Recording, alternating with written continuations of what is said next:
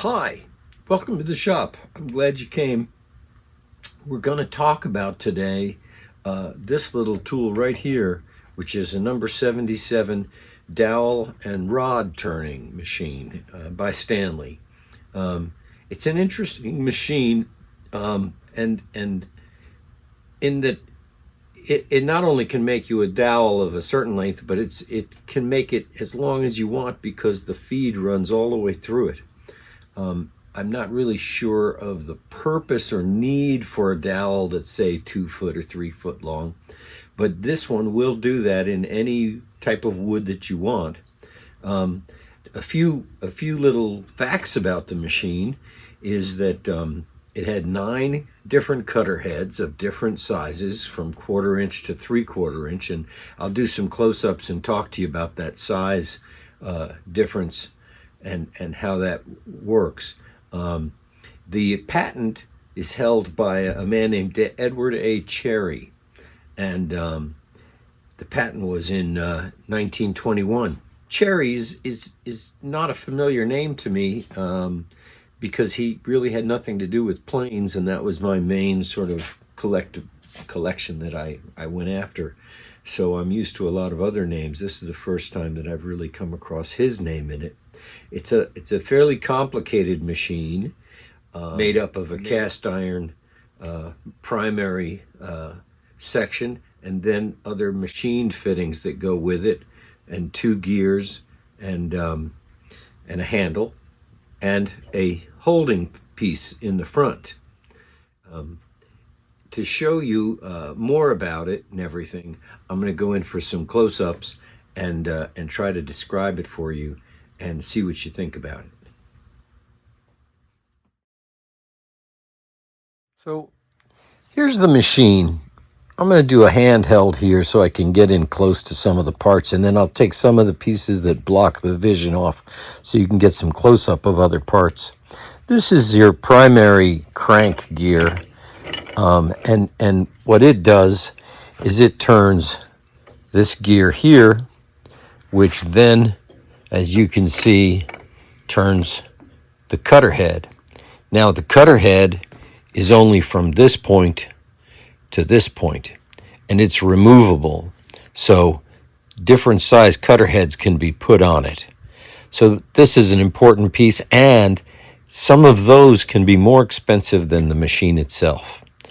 People who have a machine and a complete set has really got quite an opportunity to make some money on it because they've become very collectible.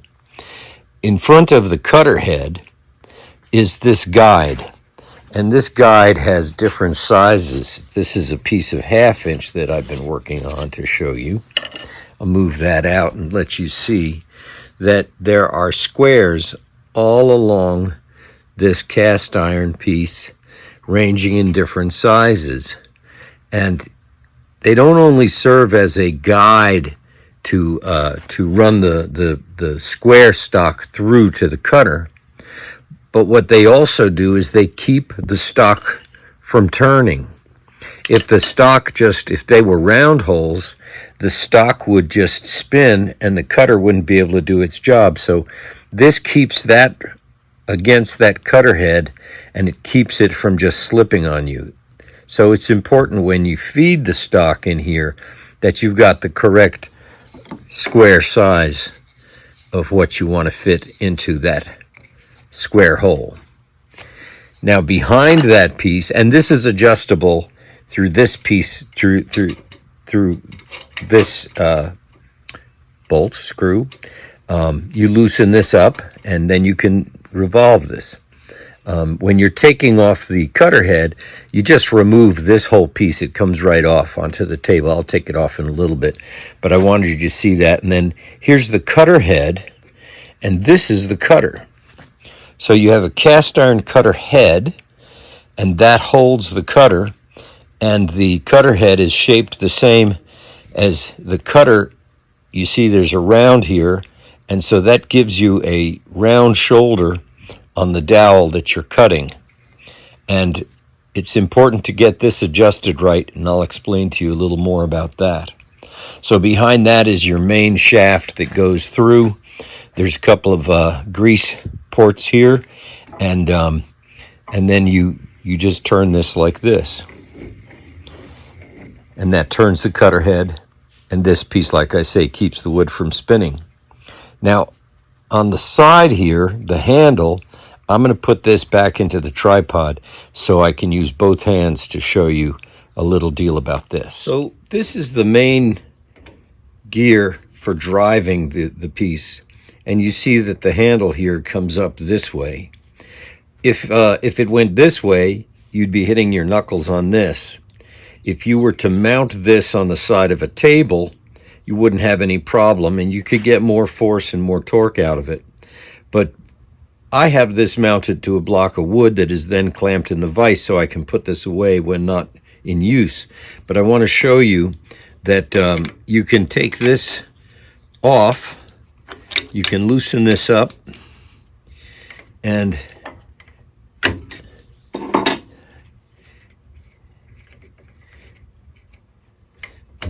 this pulls out, and it's stepped. I'll take it out so you can see the back of it. You see it's incremental, so you still get a positive action no matter where you put it. I'm going to move it to out here, and temporarily, and you can see now I can do more force this way, and a wider spring, but it hits the vise there. So this is really very smart, that you can remove it and turn it to a different position. You're still going to be able to get the torque that you need,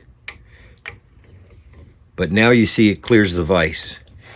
So that's sort of a fairly important aspect of this piece that I think is really ingenious and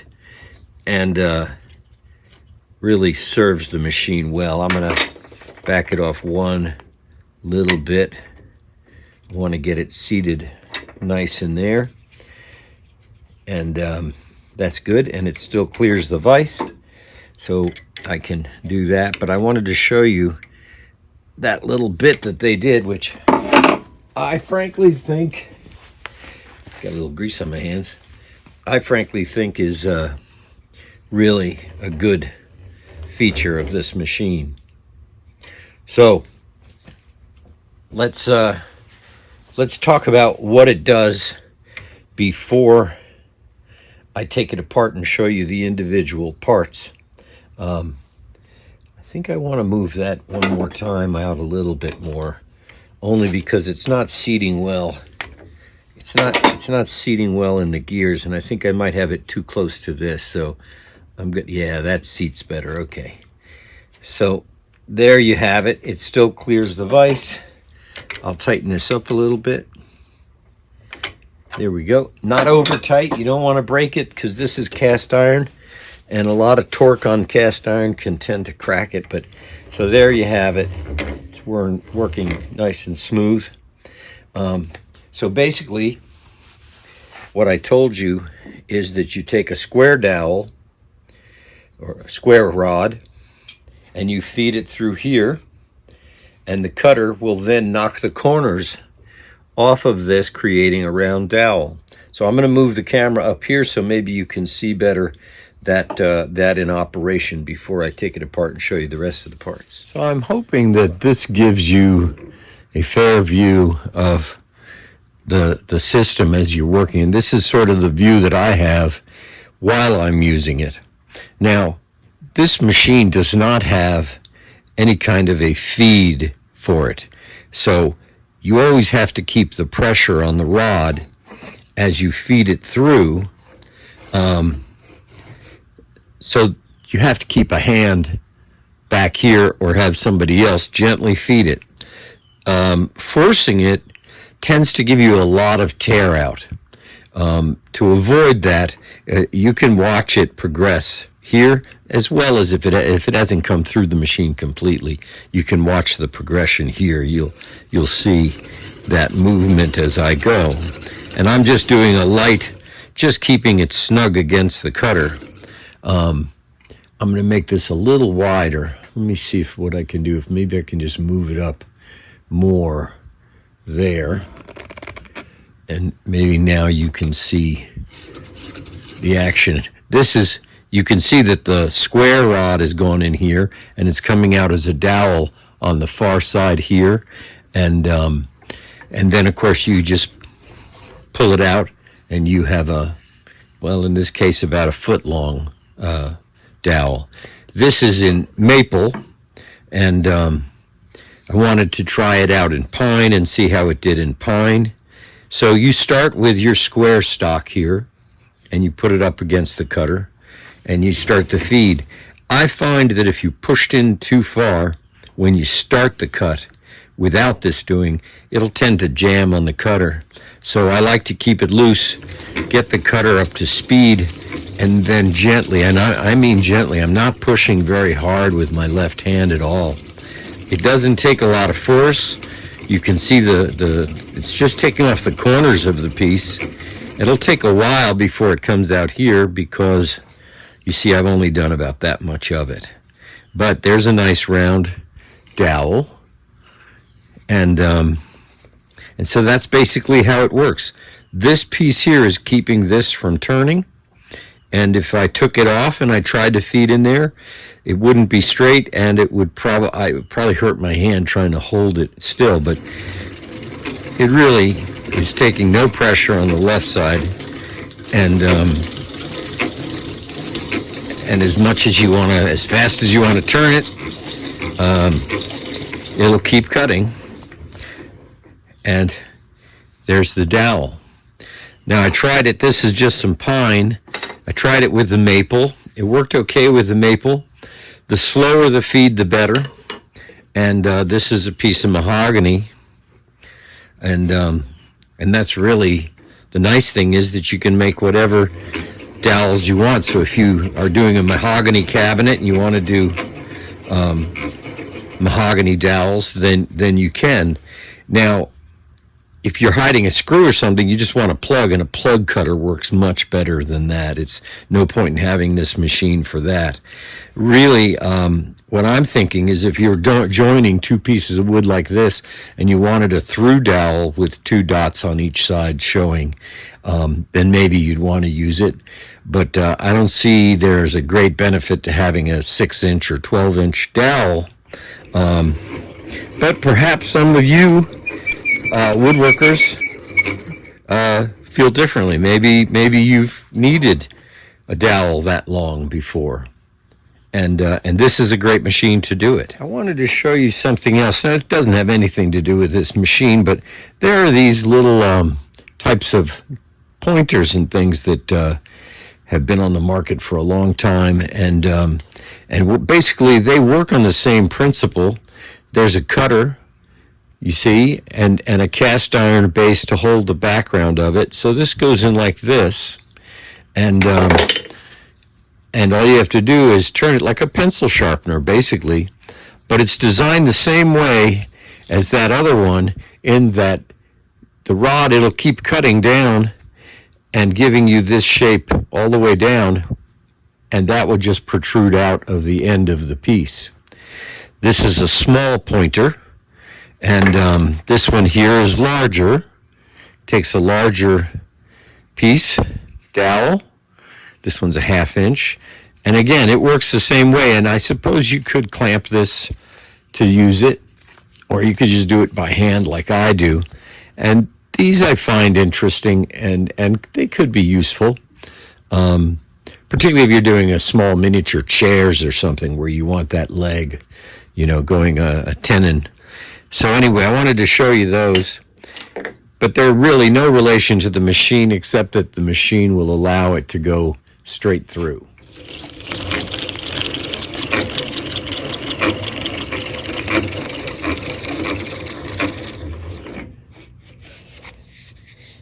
So there, that's good. A little coarse. Let's take it apart. Let's see what what this does. You've all heard the saying, lefty loosey, righty tighty, lefty loosey. This, in this case, is the opposite. You turn right. It's an opposite thread, and you turn right, and it loosens it, and then you can change to a larger setting, a different square, and that holds that stock in place and keeps it from turning. There you can see, maybe if I put my hand behind there, you can see that there are all these different 9 different settings. So you turn it to the right, and it takes this bolt out.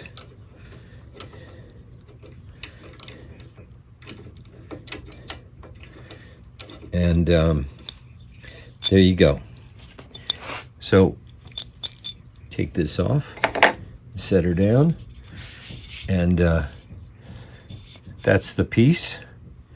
And so you feed your stock through there, and those are all the different sizes. So we'll take that piece off, and now you can get a closer look at the cutter. And let me move in a little bit so you can really see that. And so here's the cutter, or the cutter head. And like I say, there are all different sizes of these. Now you can see that the shoulder is rounded like this, and the same with the cutter head. I'm going to take a screwdriver. I'm going to take off the iron in there so I can show you that. Let me run this up just a little bit so you can see.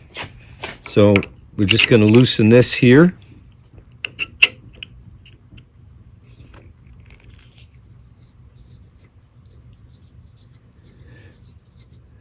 So here you see the cutter and the bolt that holds it in.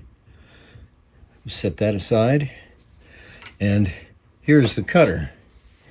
And this is the hard part about this machine, is that the cutters have this shape here.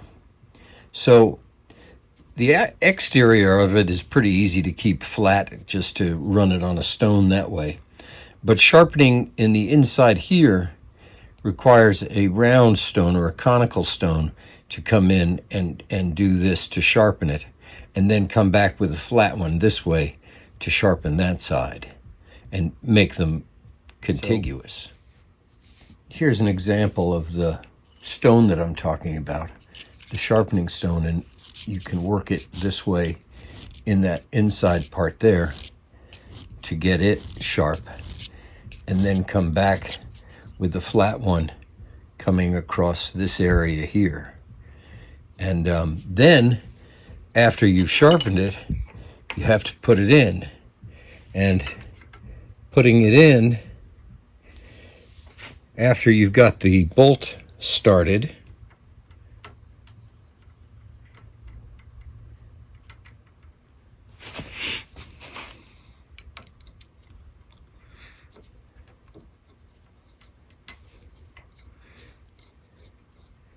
okay, you see that there's still plenty of playroom here. So this side wall here is flat, so you can run it up against that wall there for a setting. And then the question of how deep a cut, you almost have to do hit and miss thing, where you tighten this up and then you put a piece in and you see how it's cutting. You see it's not cutting at all, so that means that it has to be advanced. And do that, tighten it up. Now it's cutting, so we can tighten that up again a little bit more, put our rig on the front again,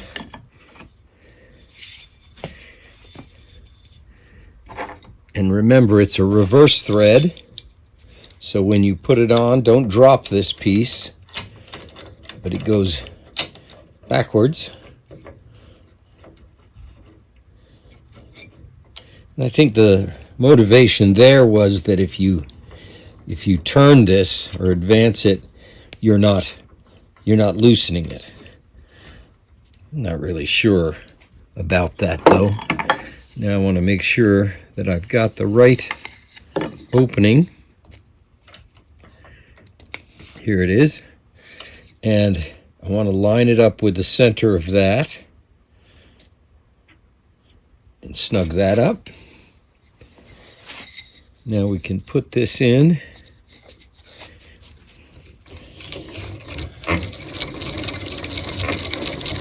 And there you go. She's cutting very well.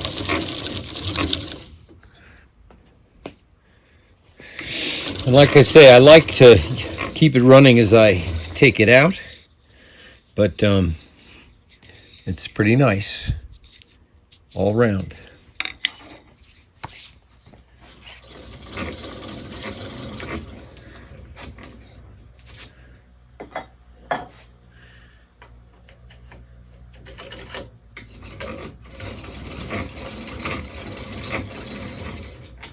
I guess once you get to a certain point and it's long enough, you can actually just put a little pressure in the back and pull it rather than push it, and that way you can go all the way through the wood, even though it seems a little strange that you're cranking backwards. But either way, that seems to work fine, and you can see we've come up with a nice long rod. At any rate, it's an interesting machine. I'm not sold that it's the most useful, and I'll probably wind up selling this one, but I wanted to get a video for you guys about it before I sell it. I just don't think I'll get enough use out of this tool, but it's really genius. It's really a nice looking tool, functional, serves one purpose, but multiple sizes. And so I hope you enjoyed the video. I hope you all stay well, get through this time period that we're trying to get through, and maybe working in the shop is a good distraction from the rest of the world and what's going on. But stay safe and help your friends. Talk to you later. Thanks for coming. Bye.